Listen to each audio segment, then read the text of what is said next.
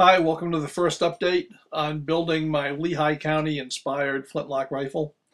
I'm calling it a Lehigh County inspired rifle instead of calling it a Lehigh County rifle because I know a lot of the experts will point out that when it's all done, it doesn't have enough features of an actual Lehigh County rifle. I'm going to do my best, but I'm no expert.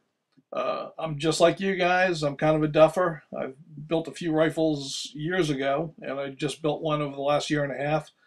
But I consider myself still a beginner at this stuff. I'm not a professional builder or even an advanced amateur yet. I'm just kind of feeling my way along. So as we go through this build, you'll see how I do things, and I'm learning new things all the time. Uh, and there are probably better ways to do them, but all I can do is show you what I know. And in this video, we're going to get the barrel into the barrel channel. Well, I stripped down the 40 caliber flintlock to its components to kind of see what I could reuse in my Lehigh County build. And the answer is really not much. I mean, the lock is excellent, and it performed very well for me. This is actually a pretty inexpensive Dixie Gun Works lock. They called it the early Lancaster County lock, though it is, of course, nothing of the type. It's really a small Ketlin type lock, but it's just not the appropriate design for the rifle I'm building. In fact, maybe someday I'll put a pistol together with this lock on it. I think it'd be very good for that. I was hoping to be able to reuse the trigger guard. And even though I had attached it with a screw in the back, that wasn't going to break my heart. But when I took it out, I saw that I had really cut that tab down, the pinning tenon, down to just about nothing. And I just don't have enough to work with there to re-inlet that and pin it. Even if I fill that with silver solder, which I could do, I'm going to be pinning it too low on the stock. So I picked up another trigger guard that has pretty much the same shape. Now this one, of course, is a rough casting. I'm going to have a lot of work to do cleaning it up, and I've already started some of that. This is a fixture. If you saw the Bucks County build, this is a fixture I make for holding trigger guards while I file them into shape. So this one's cast pretty thin. I'm going to have to be kind of careful with it. So that's no good. Instead of this little Ketlin style lock, I'm going to be using this R.E. Davis early Germanic lock. So these guys go. Now, of course, side plate's no good. It's the wrong style. I may do something with the nose cap, but as far as major components, I think I can salvage the triggers. Now, the issue with the triggers is, of course, it was drilled and tapped for the tang bolt, and it may not be in the same place on this stock, depending on where the sear is on that lock. In fact, it probably won't be in the same place. So I was kind of wondering what to do. I thought maybe I would silver solder that hole up. That's pretty big. And I went on the internet, onto a Facebook group I belong to, which is a muzzleloader builders group. And I got a pretty good recommendation for that of just plugging it with a screw. So what I'm going to do is I'm going to countersink each end. And I'm going to take this 1032 screw, basically, and I'm going to run it in. Yeah, easier said than done, right? So I'm going to run it in all the way until this end is in the countersink I put in the top. And when that snugs into that countersink, I'm going to cut the screw off about here, about there actually, and I'm going to peen it into the countersink that I'm going to put in the bottom. And then I'll file everything flush, and then I'll be able to drill and tap it for the new position. So I think that's going to work out just fine. So I'll be able to use, you know, basically what's a $40 set of triggers. I won't have to rerun that. So pretty much the triggers and the barrel are it as far as what I can salvage off of the current rifle. Everything else is going to come on fresh. But I'm saving all of these parts, and you know, with any luck, I'll be able to use some of them in another build down the road. And you know, the stock, I intend to use this really for carving practice, and I think it'll work out pretty well for that.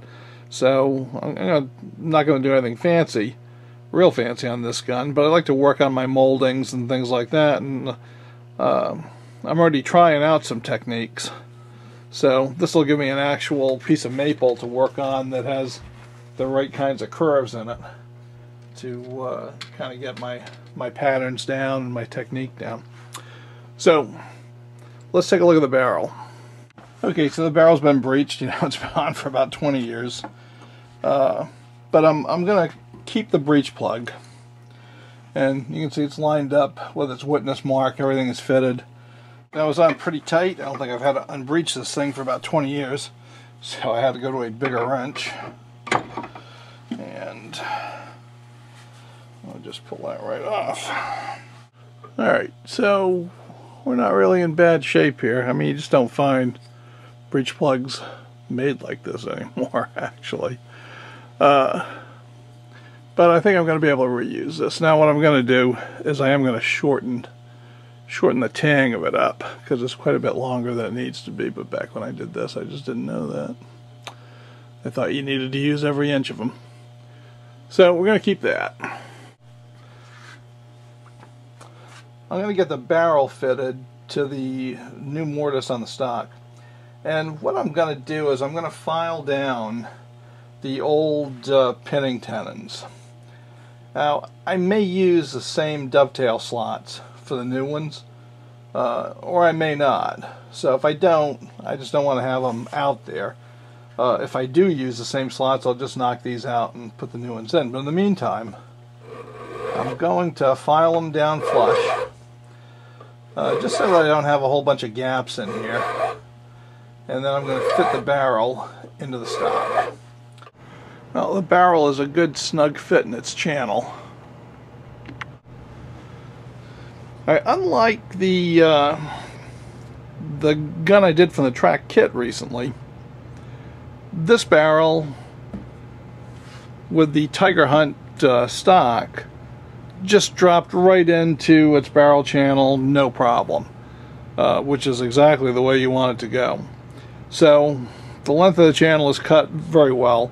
What we've got to do now is extend the channel back to this line I drew. I just used my steel square, struck a line, and I've got to move the barrel channel back to here and get everything flushed up, you know, square, and then I can inlet the breech plug. So I'm just moving everything back, and it's, you know, right now it's just taking off chunks of wood. So I'm basically using this chisel right here and just kind of working my way down with the barrel out. By the way, it's in there right now for illustrative purposes.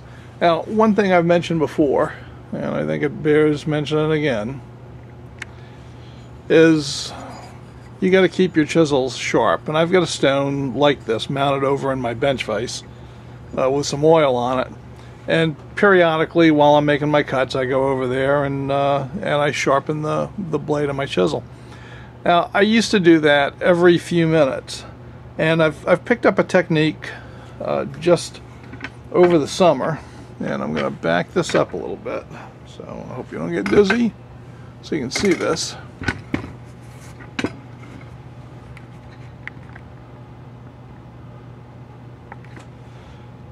just over the summer I started stropping my chisels, and I've made a little strop, and this is just a piece of board with a length of leather contact cemented to it, and inside the leather I'm rubbing it down with this flexi-cut stropping compound. It's called slip strop by Flex Cut, and it's just a cake of stuff, and you just basically rub it over the leather. I don't want to put any more in because I actually probably have a little more in right now than I need to. I've been playing around with this summer, experimenting, and I find that if I just make a couple of passes every few minutes, just like this,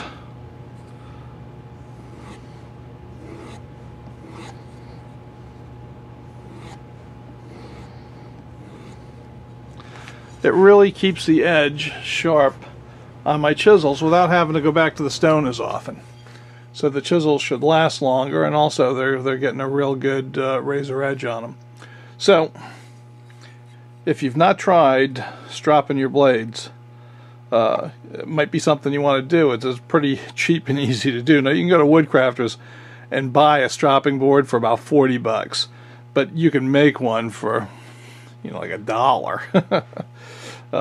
Or in my case for nothing, because I had leather hanging around. But if you got an old leather belt, just glue it to a piece of scrap wood, and basically you're in business. Now let's get back to squaring up the back end of that barrel channel. Well, I've been working on this for a while now and kind of closing in on it. You can see I've still got a gap between the end of the barrel and where I want it to butt up, and that's because my cut is angling down just a little bit, and I'm gradually straightening it out, and I'll show you how I'm doing that. Okay, what I'm doing is I'm using a product called Jarrow's Inletting Black, which you paint on with a little brush. Here we go. And this is really hard to demonstrate right now. I got two huge lights on big umbrellas right close to the camera to illuminate this, but basically you paint, I'm painting the end of the barrel with that, and then I tap it in place, and it marks wherever the metal touches the wood. And in this case, what I'm most interested in is this area down here, because that's where the bottom of the barrel is butting up against there and not letting it come up flush with this line. So I'm going to take a chisel and I'm just going to clean that out, and then try it again and take off a little more wood and a little more, and eventually everything will come right into place. Well, the barrel's in its channel now, and I can start working on the breech plug, and I'm gonna have to do a little bit of metal work on the breech plug, I think, before I want to put it in, and that'll be the next video.